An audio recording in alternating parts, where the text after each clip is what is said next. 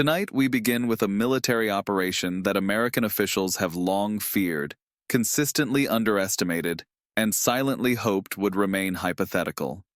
I'm talking about an operation that forced Vladimir Putin into an urgent midnight meeting with his top military leadership. What happened has fundamentally changed the strategic landscape. Ukraine carried out an operation that defense planners had modeled dozens of times in war games, but never expected to witness. This wasn't improvised. This was methodical and devastatingly effective. Preparation went back months. It was so secretive under tight operational security that even Allied intelligence could only pick up snippets. For 18 months, Ukrainian doctrine followed predictable patterns. Defensive operations predominate. Strategic objectives remained within defined boundaries. But 7 days ago, something changed. Intelligence monitoring stations recorded anomalies that didn't fit established Ukrainian behavior. Long-range assault units moved to launch sites near Odessa. Electronic warfare battalions moved into forward deployment. Elite special operations units withdrew from Donbass without being replaced by new troops. Secure communication channels were completely cut off. Western analysts recognized these signs from previous large-scale operation, but this time, the scale was different. Coordination was tighter. Security was virtually impenetrable. With forces operating in this manner, they were preparing for offensive operations requiring absolute surprise. Given the redeployment patterns identified by intelligence, only one conclusion remained. Ukraine was preparing to attack something significant that would provoke a major international reaction. In the early morning hours, space-based infrared detection systems registered what analysts characterized as multiple high-speed thermal signatures launched from Ukrainian-controlled areas. These included at least 7 weapon systems that hadn't been operationally used for more than 2 years. These represented a category of capabilities Ukraine had preserved only for moments when it wanted to deliver a clear and unmistakable message. We have abandoned our restraint. We have ceased respecting your so-called red lines. We are hitting assets that you have declared were off-limit. Pentagon analysts weren't completely certain which category this operation belonged to, or if it covered all 3 aims simultaneously. The only thing they knew for sure was that Ukraine had fundamentally altered its escalation approach, and when Ukraine changes its escalation posture, even marginally without advanced warning, the United States instantly notices it. The statement issued by the White House this evening was far from routine. It was not ceremonial. It was not simply procedural. It contained urgency that officials rarely display in public communications. Senior administration officials emerging from an emergency situation room meeting described Ukraine strikes as sovereign, precise, and perhaps most importantly, irreversible. That final word carries enormous weight. In diplomatic terminology, irreversible means there is no walking this back. There is no diplomatic off-ramp being offered. There is no face-saving exit being prepared. The deterrence works only when the targeted party shows hesitation. Putin showed none. In fact, his reaction this evening ranks among the most alarmed responses we have seen throughout this entire war. Here is what the evidence reads within 4 hours of confirmed initial strikes. Putin convened an emergency consultation with Shoigu Gerasimov, the chief of the General Staff and the commanding officers of the Aerospace Forces and the Black Sea Fleet. These were not the regular scheduled security briefings that occur every Tuesday and Friday morning in the Kremlin. These were not the routine status updates that military leadership provides to the presidential administration. These were the emergency meetings you call when you understand that your threats have been made obsolete, when the fundamental assumptions underpinning your entire strategic posture have just been invalidated in front of the world. United States intelligence agencies confirmed that Ukraine launched a coordinated deep penetration strike operation against 4 separate target categories inside Russian sovereign territory, including the Angels II strategic bomber facility that had been recently reinforced specifically to counter this exact threat. This was not a facility chosen at random. Angles 2 represents the cornerstone of Russia's strategic nuclear triad, houses the aircraft that carry Russia's most devastating conventional and nuclear cruise missiles. It is the physical embodiment of Russian nuclear deterrence, and Ukraine struck it direct. Ukraine struck before Russia could disperse the pair of Tu-95s and the pair of 2160s stationed there. They damaged the primary runway at Engels, making it temporarily unusable for heavy bomber operation. They compromised the hardened aircraft shelters that were supposed to protect those strategic bombers from precisely this kind of attack. They destroyed the ammunition storage facility that intelligence indicates was actively preparing to reload nuclear-capable cruise missiles onto those aircraft.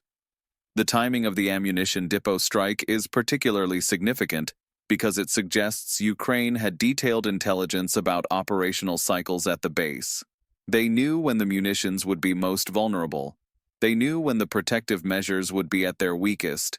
They exploited that window with precision. In other words, Ukraine deliberately targeted the exact infrastructure that allows Russian strategic aviation to remain operational. This factor explains why Washington's statement carried such weight and urgency. Ukraine's operation was not simply symbolic in nature. It was not designed merely to send a message or to demonstrate capability. It represented an existential challenge to Russian military power. It showed the kind of operational capability that could effectively neutralize Russian strategic air power if executed at scale repeatedly over time. And Moscow, understanding this reality fully and completely, responded not with displays of strength, not with immediate military retaliation, but with urgent crisis management. And here, the narrative takes an even more remarkable turn. Intelligence officials assess that Ukraine's recent deep strike operation was specifically designed to test the real credibility of Russia's sun deterrence after 3.5 years of empty escalation warning. Kiev wanted empirical proof that Moscow would actually follow through on the catastrophic consequences it had repeatedly threatened. Every time Western nations provided Ukraine with more capable weapons systems, Russia threatened nuclear response. Every time Ukraine struck deeper into Russian H-held territory, Russia warned of inevitable escalation, and every single time, nothing happened beyond rhetoric. Instead, the opposite occurred. Russia did not launch hypersonic missiles at Kiev. It did not move tactical nuclear weapons to forward positions. It held an emergency meeting and went silent. So deeply silent that even the most aggressively pro-Kremlin military bloggers are tonight expressing visible outrage and humiliation. These are not Western analysts making these observations. Attracting Moscow's attention requires operations that strike at the psychological foundations of Russian strategic thinking. Ukraine achieved this with a precision that left the Russians struggling to understand how their defenses failed. NATO officials describe this as a turning point that redefines what Ukraine can achieve independently. The operational complexity represents a quantum leap. Multiple attack packages from different vectors were directed at targets within minutes. This synchronization requires an advanced infrastructure that most analysts didn't believe Ukraine possessed. The second waves exploited the chaos from the initial attacks with such precision that Russian air defenses had no countermeasure. Each wave targeted the vulnerabilities created by the previous wave, demonstrating real-time adaptation, typically associated with top-tier military capabilities. The 383rd Drone Regiment carried out the angle as with a textbook precision. They were launched from locations that the Russian early warning system classified as low-priority threats. Approach vectors exploited radar coverage gaps that shouldn't have existed in angles. The timing of the strikes disrupted damage control. The first wave disabled power. The second wave targeted fuel. The third wave struck bunkers while defenses were operating with low reserve power. Naval forces from Odessa struck Krasnodar early warning facilities, which Russia had relocated 6 weeks earlier to avoid target. Ukraine located these facilities through intelligence gathering efforts, and NATO experts raised clear questions about this. Partisan networks with extensive preparations destroyed the railway infrastructure supporting logistics. Ukraine is no longer defending territory. It is systematically weakening Russia's power projection in multiple areas.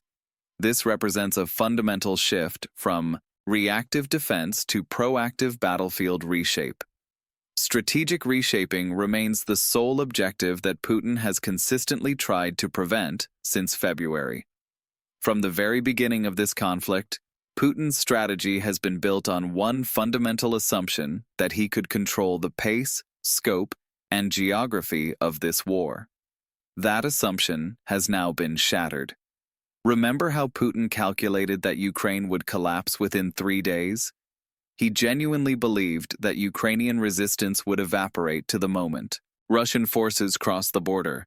He assumed NATO would fracture from within 3 months, torn apart by economic pressures and political division.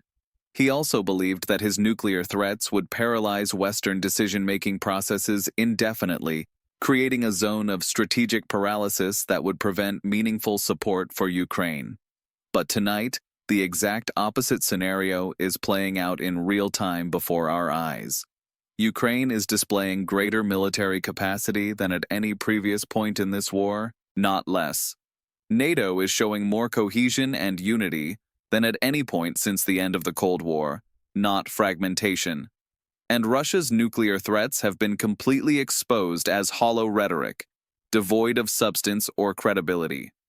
What makes this particular moment both explosive and dangerously fragile is that Ukraine's attack comes at a time when Putin's 24-year authoritarian rule is facing the heaviest domestic political pressure he has encountered since coming to power. The military establishment is demanding a decisive escalation to restore credibility after repeated humiliations on the battlefield. They want permission to use Russia's most devastating conventional weapons. They want authorization to strike deep into NATO territory. They want vindication after years of promises that victory was just around the corner. The security services are advocating for de-escalation to protect their institutional assets and power bases from further degradation. They recognize that continued escalation threatens the very structures that keep them in power. The oligarch class desperately wants a negotiated ceasefire to save what remains of their accumulated wealth, which has been systematically destroyed by sanctions and asset seizure. They have lost billions. They want the bleeding to stop. The propaganda apparatus is demanding absolute victory at all costs to maintain narrative control over the Russian population. They cannot acknowledge weakness. They cannot admit failure. They must construct a reality where Russia remains powerful and triumphant. Putin, while attempting to balance these fundamentally contradictory demands from competing power centers, is also watching his strategic air force being rendered ineffective by a country he has publicly declared non-existent as a legitimate nation. And when leaders operating under such immense pressure make sudden strategic moves, these decisions don't stem from positions of power or confidence. They are decisions born purely of terror and desperation, which makes them extremely dangerous and unpredictable. Washington's statement represents far more than a diplomatic positioning. The language used carries weight, which experts consider a significant policy shift. When White House officials describe Ukraine's actions as the natural exercise of sovereignty rather than provocations leading to escalation, they are fundamentally reshaping the United States' perspective on this conflict. For months, American policy operated within a framework of security measures designed to support Ukraine, while avoiding direct confrontation with Russia. These even included implicit restrictions on how Western weapons could be used, particularly in the case of attacks on Russian territory. But this statement doesn't explicitly remove those restrictions, nor does it explicitly reaffirm them. This omission speaks volume. Zelensky's televised address was delivered in a tone that Western officials found remarkable. There was no air of triumph, just a calm presentation of facts and a clear strategic position. He reminded listeners that justice is not limited by geography. that threats have temporal limitations, and that Ukraine's goal is to end aggression. These talking points were set to signal determination without recklessness. What particularly caught analysts' attention was their realization that Ingalls was not alone. This was a component of a coordinated multi-field campaign spanning 12 hours. While bombers targeted Ingalls, partisan cells derailed trains and brands. While the trains were derailed, cyber warfare disabled Russian military communications. While communications were cut off, Ukrainian fighters conducted aggressive reconnaissance near the Kerch Bridge. Each element was timed for maximum confusion and minimum opportunity for Russian reaction. This coordination demonstrates what Western institutions find disturbing. Ukraine developed command capabilities that operated without real-time Western intelligence support.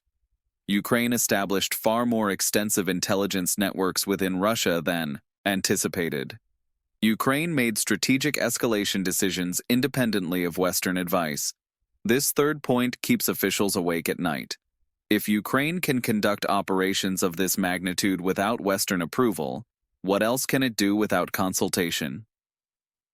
Multiple strategic interpretations are being discussed in classified assessments.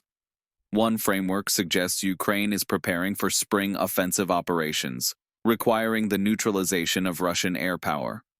An alternative framework suggests a deliberate provocation to trigger an overreaction, justifying Western military intervention. A third most worrying framework suggests Ukraine has concluded that the only way to end this war is to systematically weaken Russian operations, rendering them unsustainable. Each has quite different conclusion. If large-scale offensives are being prepared, expect additional attacks against Russian logistics. If a provocation is being attempted, expect increasingly bold operations that corner Moscow. If a weakening strategy is being pursued, prepare for sustained deep strike operations that gradually eliminate Russian power projection. The United States Strategic Command has implemented continuous monitoring of Russian nuclear forces. Early warning satellites provide constant coverage. Signal intelligence is capturing all communications for indications of nuclear weapons movement. All intelligence confirms there has been no increase in the nuclear alert level. There is no tactical arms movement toward forward deployment. There is no change in the submarine deployment pattern. There is no increase in security around strategic weapons facility. Putin's decision to hold urgent consultations instead of authorizing immediate retaliation reflects desperate attempts to identify response options to prevent an uncontrollable escalation while avoiding the exposure of vulnerability. But the critical factor that is changing all the dynamics is this.